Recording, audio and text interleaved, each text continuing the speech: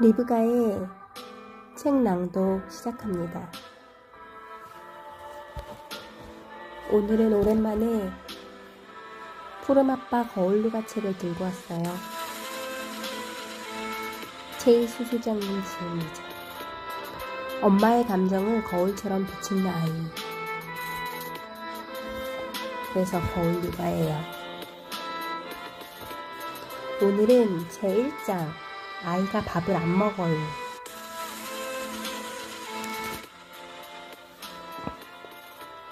읽어볼게요. 제1장은 아이를 키우는 일이 이토록 어려운 이유.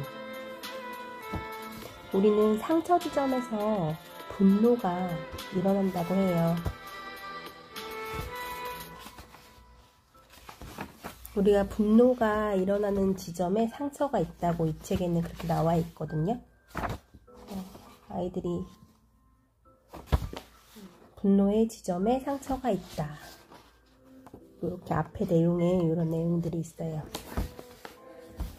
근데 그 중에 분노가 올라오는 지점에 한 세 번째 이야기. 아이가 밥을 안 먹어요. 우리 사회에서 최고의 엘리트라 부를 만한 아빠가 있다.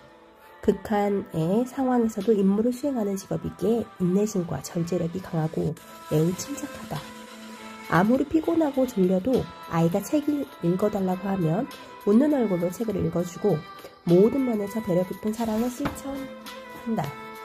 그런데 딱 한 가지, 아이가 밥을 안 먹으면 참지 못한다. 상처받은 내면아이 치유 강연에서는 어린 시절에 억압된 감정을 만나게 해준다. 하지만 참가자들이 손을 들지 않으면 지키지 않는다. 배경음악을 골랐는데 조금 어울리지 않는 것 같아서 잠시 멈추고 다시 읽겠습니다.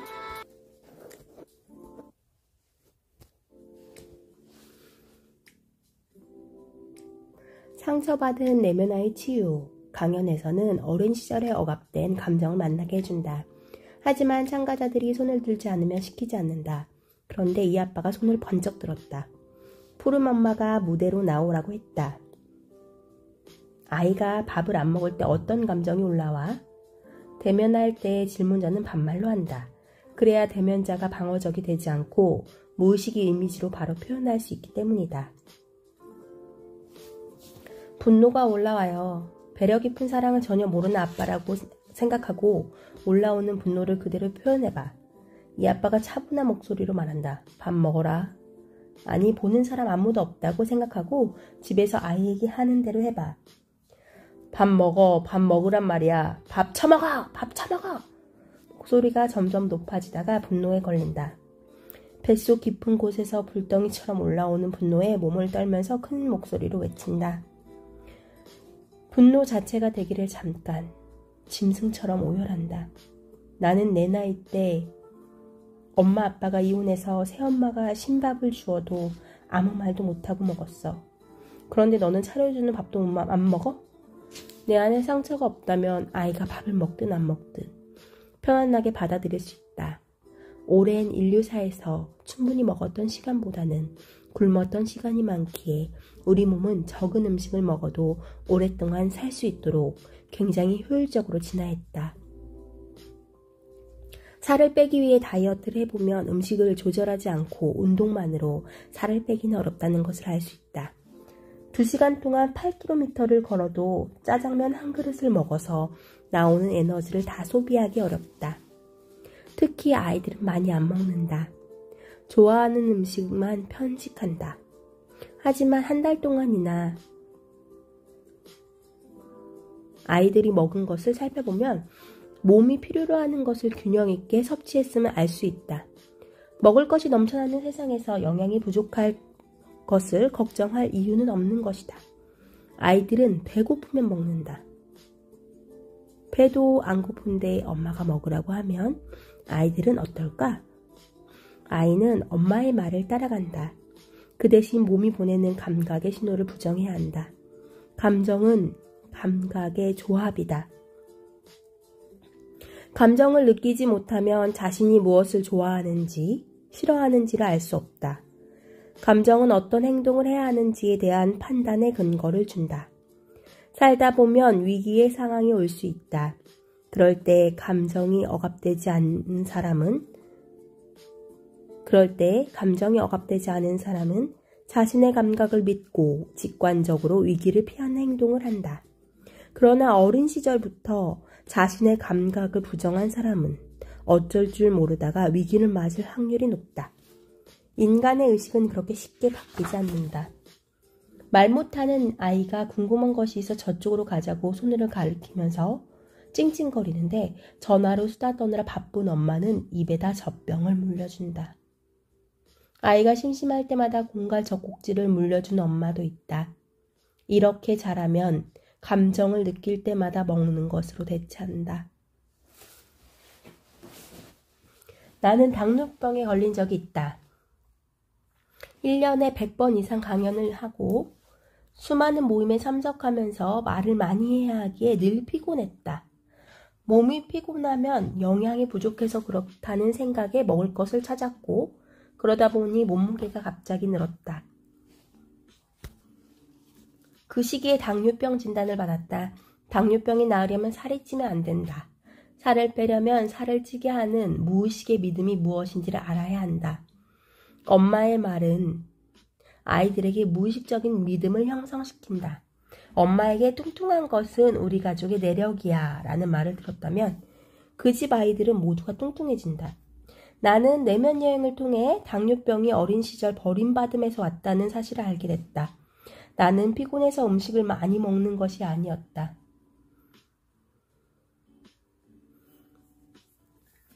해질 무렵 마음속에 엄마가 그리워지고 공허함이 느껴지자 음식을 먹어 그 공허를 채우려 한 것이다. 정서를 음식으로 대체한 것이다. 많이 울고 분노하면서 상처받은 내면 아이를 위로하고 엄마를 놓아보냈다. 그러고 나니 배가 고파서 먹는지 정서가 고파서 먹는지 명확하게 구별이 됐다. 식탐이 사라지고 음식을 조절하기가 쉬워졌다. 나도 아이처럼 배가 고프면 먹고 안 고프면 안 먹는다. 지금은 젊은 시절에 가장 좋았던 몸무게를 유지하고 있으며 당뇨도 사라졌다. 어떻게 해도 밥을 안 먹는 아이들이 있다. 밥을 주면 입에 물고만 있다. 밥 잘 먹게 해준다는 보약을 먹여보고 쌀도 바꾸어보고 반찬도 아이들이 좋아할 만한 것으로 이것저것 만들어 본다. 튀기기도 하고 삶기도 한다. 그래도 안 먹기는 마찬가지다. 달래고 화내고 애원하지만 한 숟갈 먹이는 것이 전쟁이다. 그뿐 아니다. 엄마가 정성을 다해 만든 음식을 안 먹으면서 엄마가 먹지 않았으면 하는 과자나 사탕, 초콜릿, 아이스크림 같은 것은 잘만 먹는다. 그러면 엄마는 참다 주기적으로 폭발한다. 이런 상태가 됐다면 엄마와 아이 사이에 힘겨루기가 시작된 것이다. 아이는 자기 스스로 할 수 있는 것이 먹는 것밖에는 없기에 먹는 것으로 저항한다. 엄마가 아이에게 먹으라고 강제하지 않고 감정적인 압력을 주지 않았다면 아이는 엄마와 힘겨루기를 할 일이 없다. 혼자 먹을 기회를 만들어주면 두 돌 전에 아이들은 수저를 자유롭게 사용하여 먹을 만큼 먹는다. 그러면서 눈과 손의 협응력도 길러지고 엄마는 아이의 먹는 문제를 걱정하지 않아도 된다. 과자나 사탕을 먹는 것이 걱정된다면 애초에 집에 그런 음식을 놔두지 않으면 된다. 유혹을 앞에 놔두고 참으라고 하면 아이들은 얼마나 힘들겠는가. 제철 과일이나 엄마가 주고 싶은 간식을 놔두고 먹고 싶을 때 먹게 하면 아이들은 스스로 조절하며 먹는다. 보여주고 먹지 못하게 하면 아이에게 그 음식은 특별한 것이 된다. 먹지 못하게 하면 할수록 먹고 싶다는 욕망은 강해진다. 어떤 엄마가 아이스크림 먹는 것을 제안했다. 아이가 달라고 떼를 쓰며 어쩔 수 없이 찔끔찔끔 주었다. 아이는 끝없이 달라고 했다. 어느 날 엄마가 깨달은 것이 있어 아이와 힘겨루기를 멈추고 아이가 아이스크림을 먹고 싶은 만큼 먹도록 허용했다.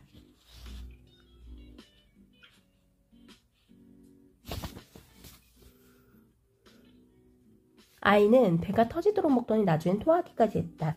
그렇게 충족이 되니 아이스크림을 먹는 것을 멈추고 냉장고에 있는 걸 보고도 안 먹는다고 한다. 아이가 밥을 안 먹는 것이 엄마에게 왜 그렇게 문제가 되는가? 엄마의 무의식에 어떤 믿음이 있는지 자각해야 한다. 어릴 때 안 먹어서 끼가 크지 않았다는 말을 들었다면 내 아이가 나처럼 안 먹어서 키가 작을까봐 먹는 문제에 매달릴 수 있다. 의식에서는 아이에게 많이 먹어서 키가 크라는 메시지를 주지만 아이는 엄마의 속마음인 안 먹으면 나처럼 키가 작다라는 메시지를 먼저 받는다. 기도를 할 때 나는 무엇이 부족하니 이것을 주세요 라고 기도하면 우주가 부족한 것에 집중하고 부족함을 창조하는 것과 같은 이치다. 아이가 먹는 것은 아이에게 충분하다. 먹는 것에 대한 엄마의 감정적인 압력이 없으면 아이는 자유스럽고 충분히 음식을 탐험하면서 섬세한 미각을 발달시킨다. 음식을 먹는 것은 몸의 생존과 관련이 깊다. 에고는 자신의 생존의 주체라고 믿기에 몸을 잘 보고 있으면 에고가 어떻게 움직이는지를 알 수 있다. 부모가 원하지 않았던 아이로 태어나서 젖이나 음식을 제대로 못 먹었거나 부모가 바빠서 음식을 제대로 챙겨준 적이 없다면 자기 아이 먹는 문제에 매달릴 수 있다. 어떤 엄마가 있다. 이 엄마는 아무리 운동을 하고 다이어트를 해도 일정 수준 아래로 살을 뺄 수가 없었다. 자신의 내면을 잘 들여다보니 그 이상 살을 빼면 약해지고 병에 걸려서 죽는다는 믿음이 있었다. 그 믿음을 버리니 바로 살이 빠지고 날씬해졌다. 날씬해지면 위도 줄어들고 감각도 섬세해지기에 일정 수준 이상의 음식을 먹으면 몸에 불편함을 느낀다. 그래서 많이 먹지 못한다. 이 엄마는 몸이 가벼워지고 활력이 넘쳐 좋았으나 다시 살이 찌는 것이 아닌가 하는 늘 불안이 있었다. 그래서 내면으로 더 깊이 들어갔더니 무의식에 있는 생존을 위해서 먹어야 한다라는 아이 때 굶주린 욕구를 만나게 됐다. 그때 채워지지 않는 욕구와 감정을 충분히 위로하고 몸으로 겪으면서 통과하자 살이 다시 찔지 모른다는 불안이 비로소 사라졌다. 혹시 살이 찌더라도 음식을 조절해서 다시 빼면 된다. 의식에서 선택이 가능한 것이다. 강연을 할 때 엄마들에게 종종 이런 질문을 한다. 아이들은 엄마에게 매를 맞는 것이 무서울까요? 아니면 밥을 안 주는 것이 무서울까요? 매 맞은 사람은 매가 무섭다고 하고 엄마가 부재하여 먹지 못했던 사람은 굶는 것이 무섭다고 한다. 아이들은 매를 맞아도 부모가 죽도록 때리지 않는다는 것을 안다. 그러나 먹지 못하면 죽는다. 가난해서 굶주렸던 사람, 엄마가 없거나 있더라도 제대로 챙겨주지 않아서 굶주렸던 사람은 아이가 먹지 않으면 미친다. 그래서 항상 더 먹이려 한다. 나는 어릴 때 너무 가난해서 굶었던 기억이 많다. 먹을 것이 없어 자식을 사흘 동안 굶겼다는 말을 엄마한테 들은 적도 있다. 그래서 그런지 다른 것에는 화를 낸 적이 없는데 푸른 엄마가 아이를 부실하게 먹이는 듯하면 나도 모르게 분노가 올라오곤 했다. 눈치 빠른 푸른 엄마는 내가 집에 들어올 때쯤에는 있는 반찬 없는 반찬 다 끌어내 아이들을 먹이곤 했다.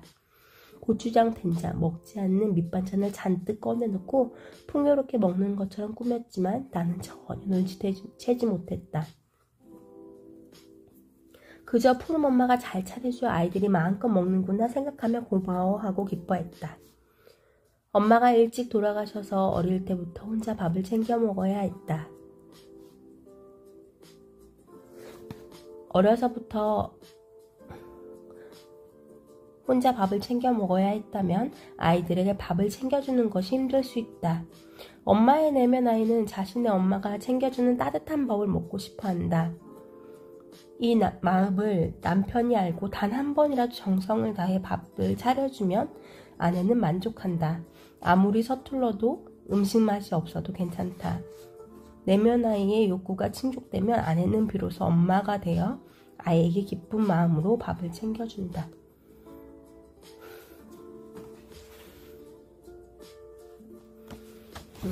아까 앞부분에서 읽다가 울컥했던 부분이 있어요. 부모가 원하지 않았던 아이로 태어나서 젖이나 음식을 제대로 못 먹었거나 부모가 바빠 음식을 제대로 챙겨준 적이 없다면 자기 아이의 먹는 문제에 매달릴 수 있다. 저는 부모가 원하지 않았던 아이로 태어나서 태어나기도 전에 뱃속에서 배고름이 있었다는 것을 성장 강연을 통해서 발견했고 알았어요. 그래서 이 파트를 그냥 오늘 읽고 싶어서. 그래서 밥이라는 주제가 저한테 어떤 의미고 어떤 상처고 알고 있기에 이 챕터가 그냥 읽고 싶었어요.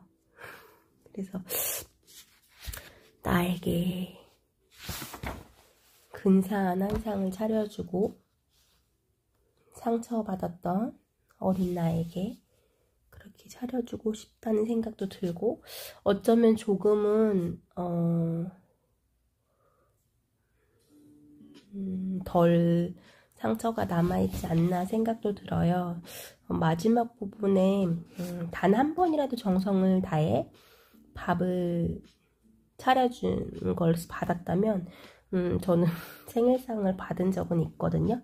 근데 그날 생일상은 받았어요. 근데 이게 다 완결되지 않았던 이유가 남편이 뭐 전도 부치고 생일이라 미역국도 끓여주고 했는데 제 생에 파 들어간 미역국은 처음이었을 거예요. 그래서 요리 솜씨가 없어 서툴른데도 정성을 다해서 그렇게 차려줬어요. 생일상을 차려줬는데 아이가 갑자기 아프고 열나는 바람에 제가 그거를 차려진 것만 보고 생일초만 불고 제대로 먹지 못하고 아이가 아팠기 때문에 아이가 막 열나고 병원도 가야 됐고, 그래서 아이가 아픈데 제 생일만 만끽할 순 없잖아요. 근데 그래서 되게 서운한 마음도 있었어요. 아마 어린 내가 내면 아이가 그 질투를 했었을 수도 있었을 것 같아요. 우리 아이한테. 참 엄마로서 서 있어야 되는데 그게 참 힘들었던 시기였던 것 같아요. 내 생일인데 너는 왜 아프고 난리야? 아마 이 마음이 들었을 수도 있어요. 버거웠기 때문에. 차려진 상조차도 못 먹으니까 그게 더 서러웠을 수도 있었던 것 같아요. 그래서 이게 다 채워지지 않지 않았나. 그래서 요즘에는 그래서 먹는 욕구를 제가 무시하지 않으려고 노력을 해요. 뭐가 먹고 싶으면 사서 먹고, 아이 간식 하나 사면 제 것도 하나 사려고 노력을 하고, 늦었지만 지금이라도